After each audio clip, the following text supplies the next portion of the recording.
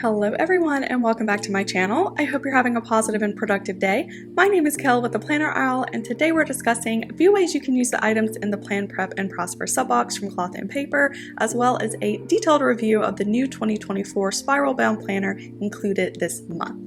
The November box is one of the most anticipated boxes each year. Historically, it's where you really start to see the styles and the themes that the Cloth and Paper team are implementing for the new year. This year is no different. With 2024 right around the corner, Plan, Prep, and Prosper is such a great theme to get us reset and focused for the new year, so super excited to jump in and see what they've included.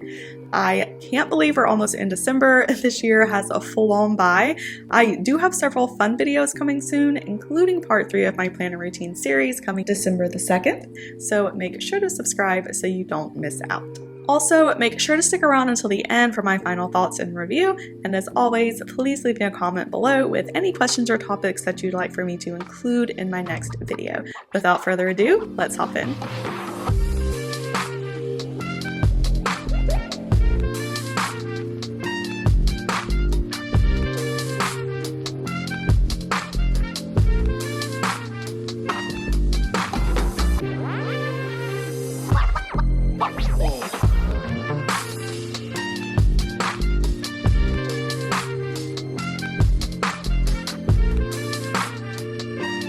Before we get started, if you want to skip ahead to the 2024 Spiral Bound Planner walkthrough, make sure to select it in the chapters below. So opening up our information packet, we have the What's Inside card with details on what's in the box, and the Member Access card with information on subscriber benefits, and then we have the January pop-up calendar in the new style for 2024. They did decide to keep the pop-up calendar, which is a really good option for those who want to use this on their desk or shelf or something. I don't use pop-up calendars, so I always cut the top and the bottom off and use it as a date card in the front of my agenda.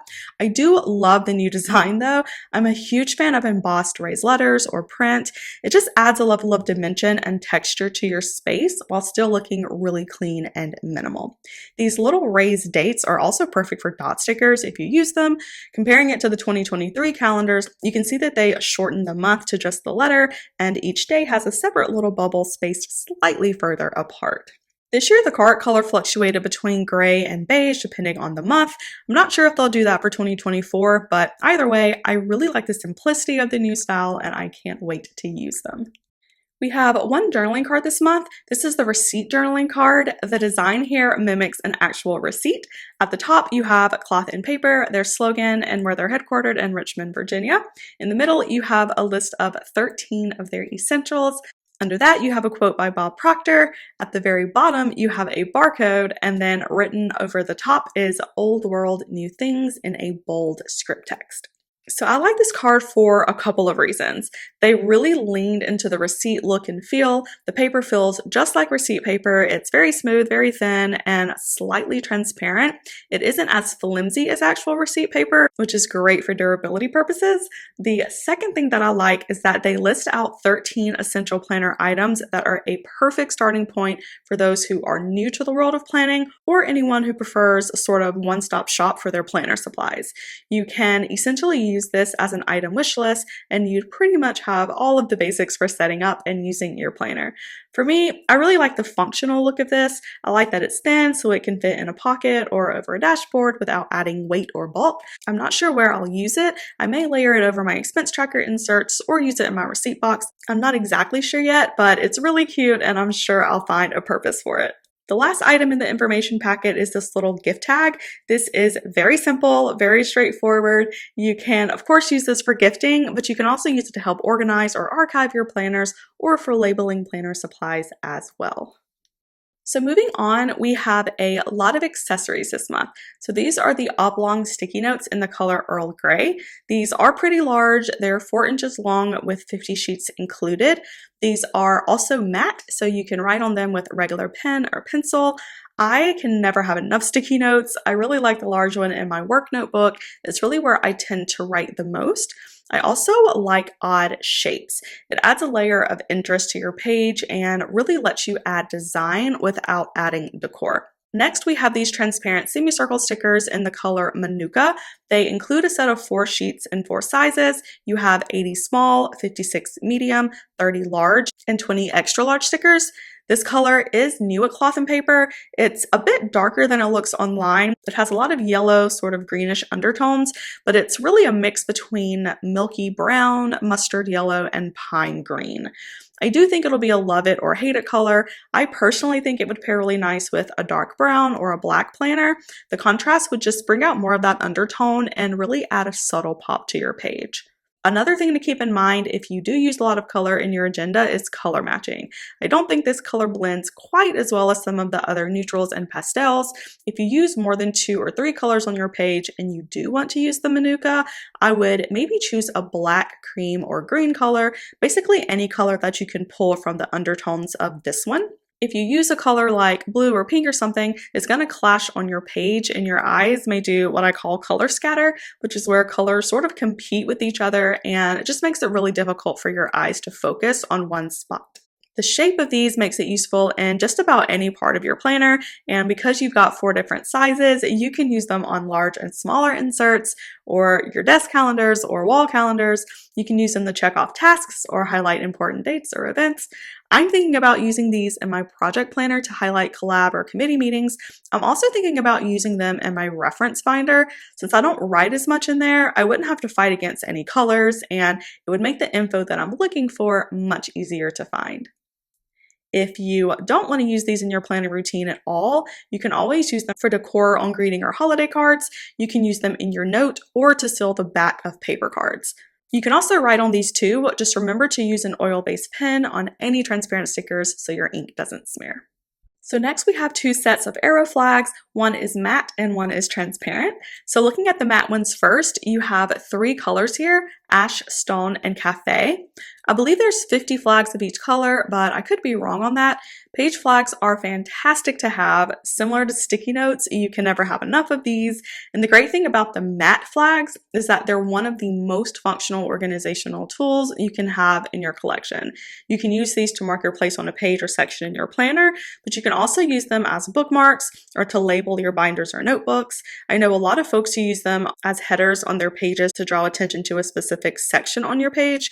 For me personally, I use these a lot for editing. I write little comments or edits and then place them in the margins or directly over the text. That way I don't have to worry about messing up a page with scribble or mark throughs, and I end up with fewer drafts and a lot less waste. Another way that I use these is to mark tentative dates. So there's a lot of times when I need to plan ahead for an appointment or event or something that's like a month or 2 out. The further away the date is, the more likely it is to change. So writing the appointment on the flag, it lets me change the date without having to physically mark my planner. That way, everything stays really neat and tidy. The other great thing about matte is that you can write on them with whatever utensil you have. You don't have to worry about ink transfer on your pages or ink smear on the flag itself. And then we have the transparent flags, which you can use for the same purpose as the matte. The main difference with these is that you do need to use an oil-based pen or marker to write on them, which for a lot of people means that you need to carry an extra pen around with you. But because these are transparent with colored tabs, I love using these as page markers. It makes it really easy to find your spot with your planner closed. And because these aren't paper like the matte, they hold up a lot better, especially if you use your planner a lot on the go. I love the colors on both of these. I'm such a fan of neutrals. They match any color theme and blend in really nicely with solid or textured print. If you want to see more on how I use page flags in general and sticky notes, I'll throw a link up here to my top 10 planner essentials video in case you want to check that out.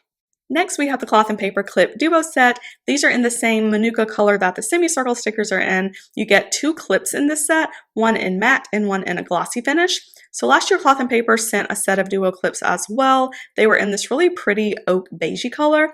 I love these so much. I use them in pretty much all of my notebooks and planners. They are similar in function to the Ollie clip. If you've been in the planner community a while, you're probably familiar with those. What I love about the duos is that the magnet on these are really strong. Cloth and Paper has a few magnetic clips of different strengths, but I always opt for a really strong magnet. It just makes my inserts and dashboards feel much more secure. These are really large clips relative to most planner sizes. I think if you're in an A5 or half letter, these would be a perfect size. If you're in something smaller like personal or A6, it may be a bit too large on your page, especially if you're using it on a page that you write on or reference frequently. If you don't want to use them in your planner at all, you can always use them as bookmarks or page markers. You can also use them to hold cords or cards together. You can also use these to keep hair ties together. I use one of mine in the kitchen to keep my chips and my bread bags closed. I mean, the options are endless with these. I would love to see Cloth and Paper come out with a smaller version, but I'm so glad that they did include these this month. I love multifunctional pieces. You can always find a use for them, whether it's in your office, bathroom, kitchen, or just to add a little bit of decor in your agenda. So the last item in the November box is the 2024 Spiral Bound Planner, which is by far the most anticipated item in the entire planning and stationery sub-box. They've included a spiral planner for the past several years, and it's quickly become a fan favorite.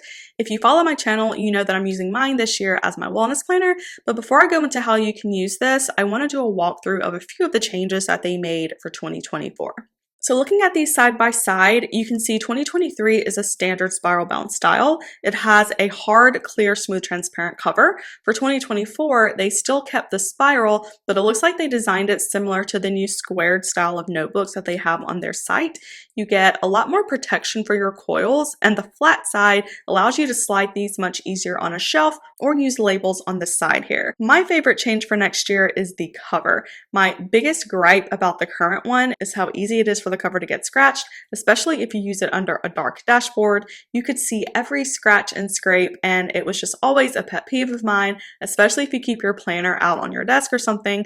I love, love, love this new cover. It has a nice grainy texture, so you don't have to worry about slippage. It's also really thick, it feels really durable, and has a very subtle sort of hazy transparency that just adds a really nice overlay to the front dashboards. The other thing to note is that the cover and the pages are flush with each other, as opposed to this year's planner that has a ½ inch hangover or so. Having your paper and cover layered evenly, it gives your planner a nice seamless look. Just be careful when handling it so you don't bend your pages. The new style is slightly thicker than the current one. It's not super noticeable and it still feels really nice in your hand, but just something to keep in mind if you plan to add dashboards or other accessories. So speaking of accessories, before we hop into the guts, they did include some dividers that pair really well with this planner. These are the Cadence Top Tab Low Profile dividers, one for today, this week, and this month. These are punched for their spiral bound planners or notebooks, so you can use them for either one. So similar to the durability of the cover, they really up their game on these dividers.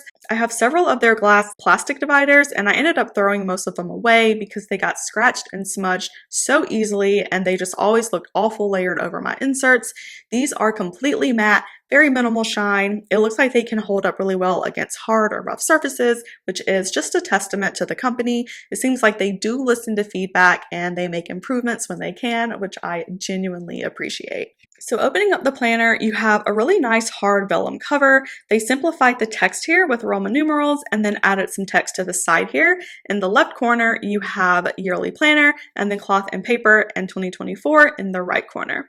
Flipping over, you have a cover print. They kept the monotone theme with a simple black and white photo, and then in the margin, you have your planner detail, horizontal weekly with a Monday start. One tip, if you like this year's decor and want to use it in your new spiral planner, you can take some scissors and cut in the middle of each square and then use it wherever you want a pop of design in your new planner. Because these are really sturdy cardstock, you don't have to worry about it tearing, and it can also work as a decorative way to separate your sections. If you want to cover the text at the top, you can always use stickers or washi tape to cover that as well. Next, you have your name page followed by your year at a glance. Depending on what you use this planner for, you can use dot markers or transparent dot stickers here to mark off dates. This year, I'm using mine to mark workout days, but you can use this to mark birthdays or important events, work deadlines, medical appointments, bill due dates. I go into some of the most common uses in part 1 of my planner routine video, so I'm not going to get too repetitive here, but make sure to check out that video if you're interested. Flipping over to the back, you have your holidays listed at the top, a conversion chart at the bottom, and then you move into the main part of your planner. So this year they have a cover photo page separating each month with a notes page on the back.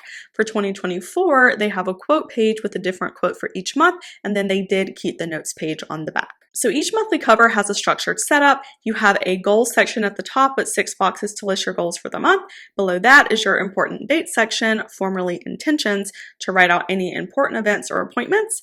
At the bottom, you have a place to list any bills that are due. And then in the right-hand column, you have a checklist that you can use as a task or to-do list, an expense tracker, grocery list, or really anything else that you want to check off throughout the month. So next you have your month on 2-page layout. They removed the important dates and notes section at the bottom and went back to the traditional full-page calendar layout, which gives you a lot more space in your date boxes. I like that they kept a lined column on the side here and your previous and future month previews at the bottom. I mentioned this in a previous unboxing, but I'm not a huge fan of the holidays being listed in the boxes, especially because they include them in the front of the planner. If you tend to write a lot on this spread, the print may get in the way of whatever it is that you're using the calendar for. Another reason why I prefer they leave holidays off is because not everyone celebrates the same holidays throughout the year, so I know a lot of people end up covering theirs up. The text that they use is fairly small and it's a light gray, so it doesn't look too overbearing, but I would like to see a fully blank calendar in the future. So flipping the page over, I love that they included notes pages in the new style. You have 2 full pages of notes, which is one of my favorite additions that they made for 2024. As you can see, this year's flipped straight into your weekly, which doesn't leave much space for monthly summaries or recaps. Because I use mine as a wellness planner, I love the idea of having lined pages where I can document how I felt that month, any wins or challenges that I may have encountered. You can also add a chart if you like, or maybe some stickers. It just gives you a place to write down really any information that you want to log or keep for that month. Next, you move into your week on 2-page horizontal grid layout. They didn't change too much with this spread this year. They moved the holidays to the top corner of your blank box. And then the only other change I'm seeing is they removed the circled week at your month at a glance snapshot here at the bottom. I am such a fan of this style weekly. It's my favorite layout of any weekly style that I've tried. The inserts I purchased for 2024 are very similar to these. They're from Infinite Lotus. If you're interested in those, I'll link them down below. But these just provide so much versatility and can work with almost any style of planning. I talk about these in depth in my planning routine series, so I'm not going to go into too much detail here, but I always recommend these types of versatile layouts to anyone who uses their planners for multiple areas in their routine. The structure makes it really easy to separate your tasks or events without having to manually sort your info. It's also a great option for beginners. Typically, structured layouts have a much clearer guide that just makes it easier to categorize your items. On the back of the last weekly page for the month, you have your notes page, and then you move into the next month. I'm really glad that Cloth and Paper includes a full planner in their sub boxes. Even if you have a planning system that you're currently using, these can always make great supplemental planners or could make the perfect gift as well. You can always use it as your main planner for work or home projects. You can use it to track your finances or budgeting. You can track fitness, meal planning, calories, or other wellness items in this planner. I'm not 100% sure how I'm going to use this quite yet, but I'll definitely do a video reveal on here or Instagram when I figure it out. One last thing to note with this planner is because of the squared spine, when it's open, you have a good 1 to 1.25 inch of vertical space, which is a great spot to throw a few page flags or small stickies that you may reach for frequently. If you want to keep the back cover simple, you can always add flags and stickies to the back interior pages as well. And that wraps up all of the items in the Plan, Prep, and Prosper box for November, as well as an in-depth look at the 2024 Spiral Bound Planner. Overall, I think the items in this month's box are a really great mix of items to prep you for the new year. They included more practical accessories this month like the stickies and page flags, which are always staples and nice to have for any functional planner. The stickers and duo clips are great additions as well, but by far the standout for this month is the Spiral Bound Planner. It's definitely an improvement on last year's, and the structure and layout makes it such a great choice for a variety of planning styles. I don't really have anything that I dislike this month. I think my least used item will probably be the gift tag, but then again, it's kind of meant to be a one-use item anyway, so at least it fills its purpose. All in all, I'm rating the November box a 9.5 out of 10. They included more practical items than they have in previous boxes, making it much more appealing to different planning styles. And then, of course, we have the brand new Spiral Planner that just elevated this box even more.